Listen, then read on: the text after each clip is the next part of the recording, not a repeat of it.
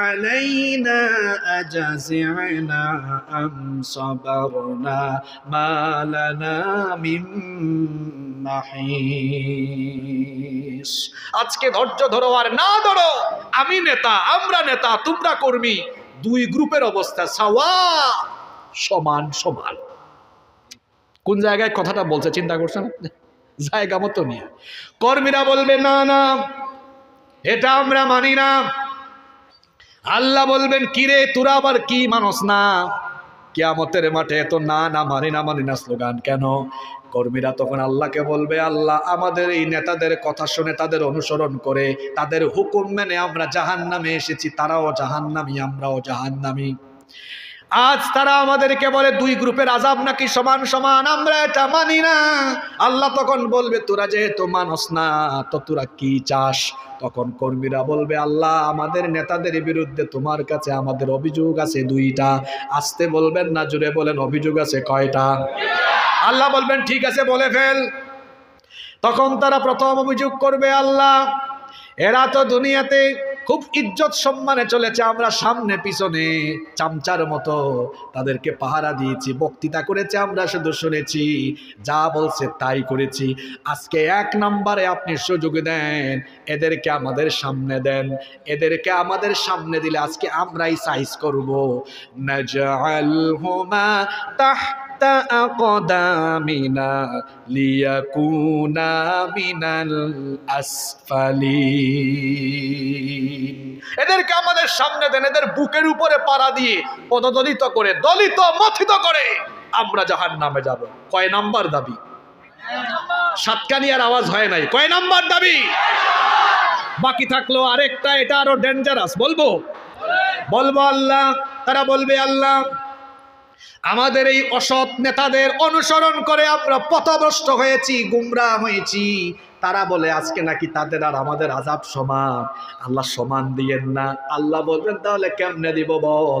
তারা তখন বলবে, আল্লাহ আমাদের দাবি হলো রব্বানা আতিহিম দি'ফাইনি মিনাল আযাবি ওয়াল আনহুম লা'নান কাবীরা। আল্লাহ আপনি আজ আমাদেরকে যে আযাব দিবেন, আমাদের নেতাগুলারকে আরো ডবল আযাব দিয়েন। কি কথা বোঝা যায়? কথা কি বোঝা যায়? যুবক তরুণদেরকে বলবো, কোথায় দৌড়াও, কোথায় দৌড়াও? যারা দুনিয়াবি স্বার্থে তোমাদেরকে ব্যবহার করছে, তাদের স্বার্থ, তাদের সঙ্গ ছেড়ে দাও, তাদের সঙ্গী হয়ে যাও। যারা স্লোগান তুলে আল্লাহর জমিনে আল্লাহর দ্বীন কায়েম করতে হবে, কোরআনের রাজ কায়েম করতে হবে, তাদের সঙ্গী সাথী হয়ে যেতে হবে। কারা কারা তাদের সঙ্গী হতে, কোরআনের রাজ কায়েমের আন্দোলনে থাকতে প্রস্তুত? দুই হাত তুলে আল্লাহরে দেখায় দেন।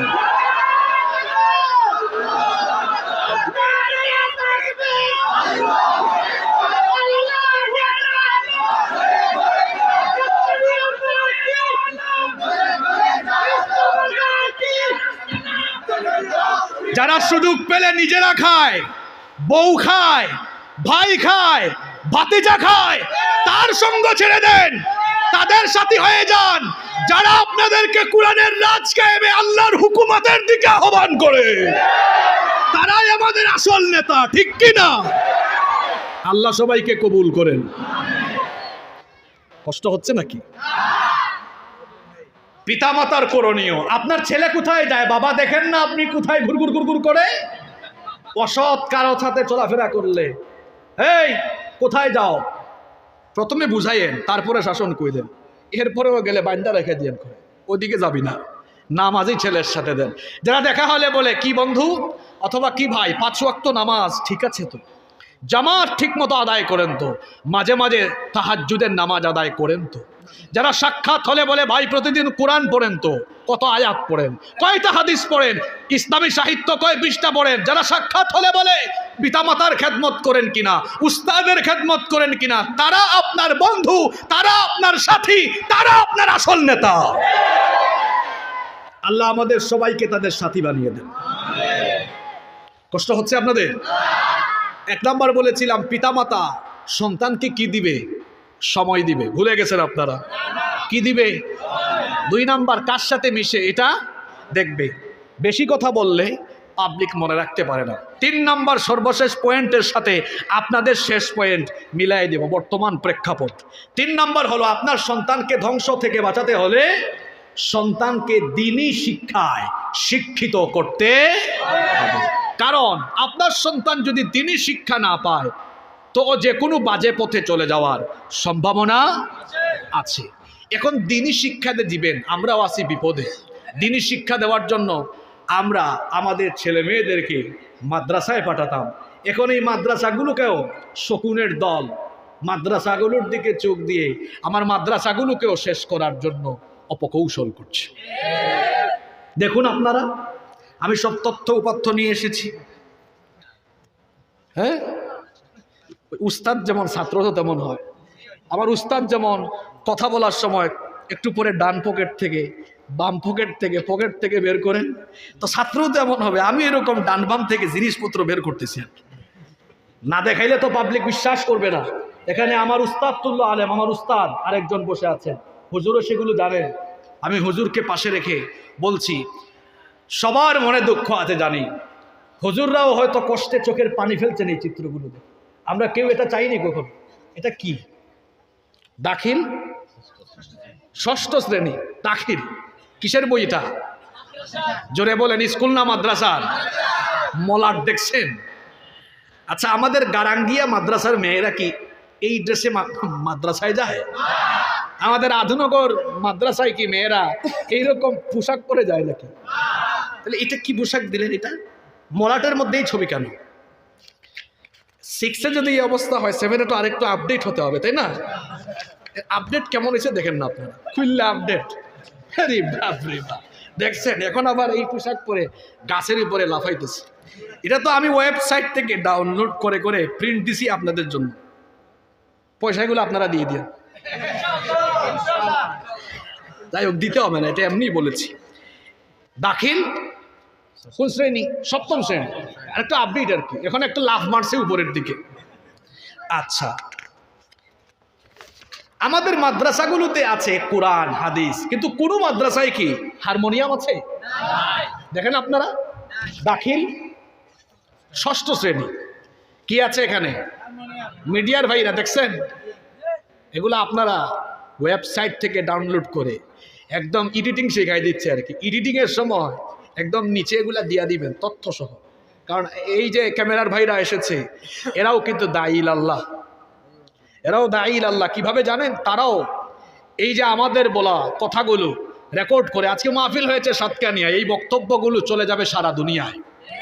এগুলো প্রচারের জন্য কাজ করেছে কারা? আবার ভিউয়ের দান্দায় উল্টা পাল্টা থাম্বেল লাগাই দিয়েন না। সাতকানিয়া এসে মাঠ কাঁপিয়ে গেলেন। হ্যাঁ, মাসিফ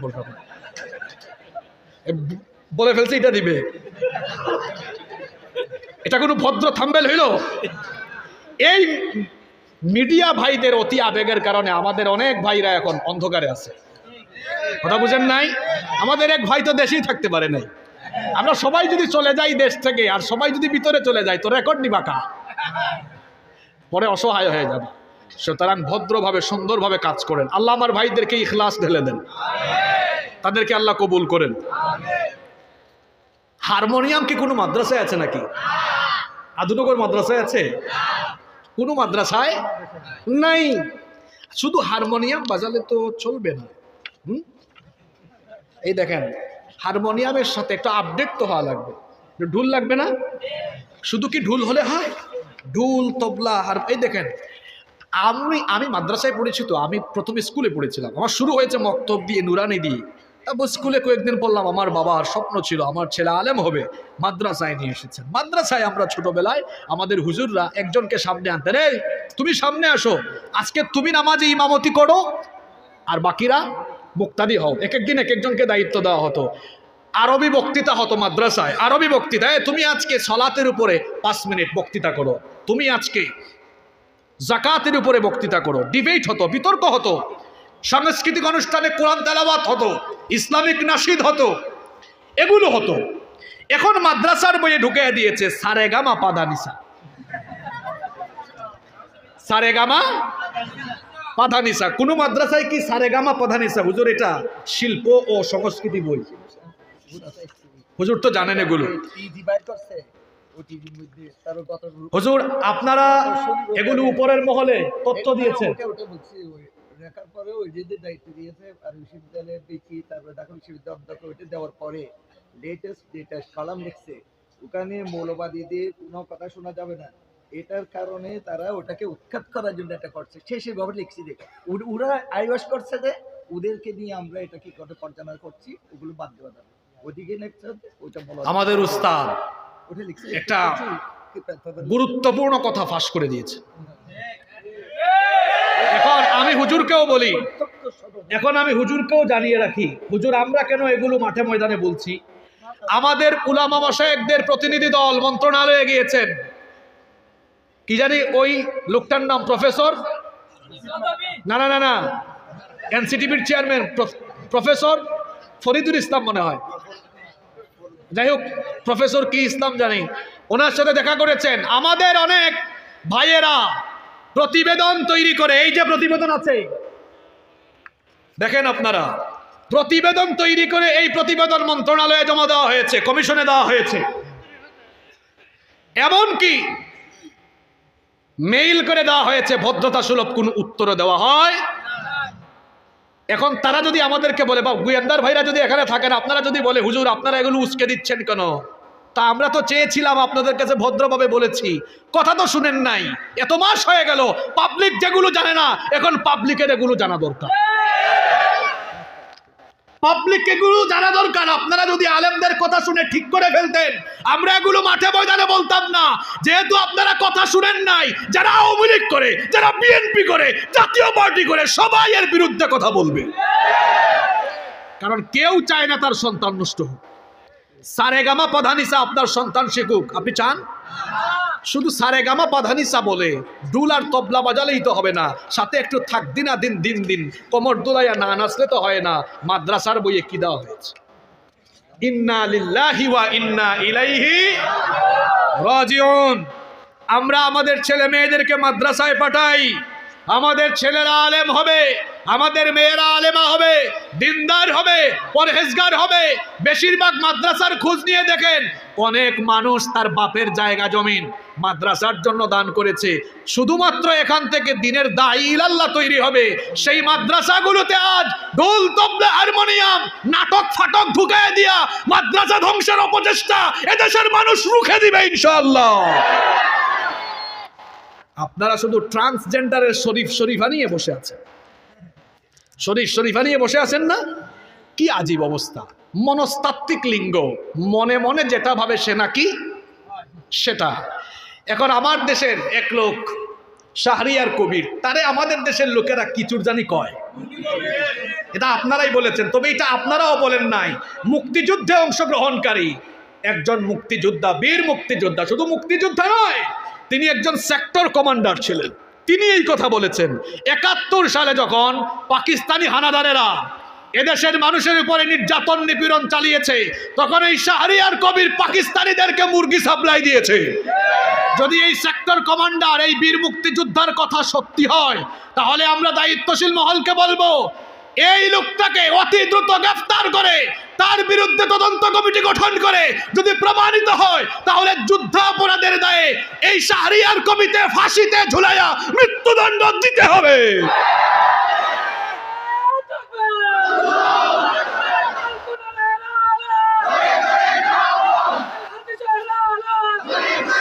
সে হলো ঘাতক দালাল নির্মূল কমিটি, ঘাদানিক, এটার নাকি চেয়ারম্যান না সভাপতি। তা আমি মাঝে মাঝে অবাক হই, মনে করেন রিলিফের মাল এক জায়গায় রাখা হয়েছে, আর রিলিফের মাল পাহারা দেওয়ার দায়িত্ব যদি চোরকে দেওয়া হয়, মাল থাকবে? রিলিফের মাল চোরকে পাহারাদারের দায়িত্ব দিলে যেমন রিলিফের মাল থাকবে না, তেমনি ৭১-এর ঘাতককে ঘাতক দালাল নির্মূল কমিটির সভাপতি বানালে ওই ঘাতক দালাল নির্মূল কমিটিরও ইজ্জত থাকবে না। তো সে আবার ট্রান্সজেন্ডারের পক্ষে ২৮ জানুয়ারি প্রেস ব্রিফিং করেছে। তো যেমন কুকুর তেমন মুগুর দরকার। আমি আজকে জুমার বক্তৃতায় বলেছি যে এই শাহরিয়ার কবির ট্রান্সজেন্ডারের পক্ষে এত কথা বলে, তার উচিত বাসায় তার বউকে বলা, দেখো বউ, এত বছর ধরে তোমার সাথে সংসার করি, এতদিন ধরে আমি কবির হলেও মনে মনে আজকে থেকে আমি কবিরা।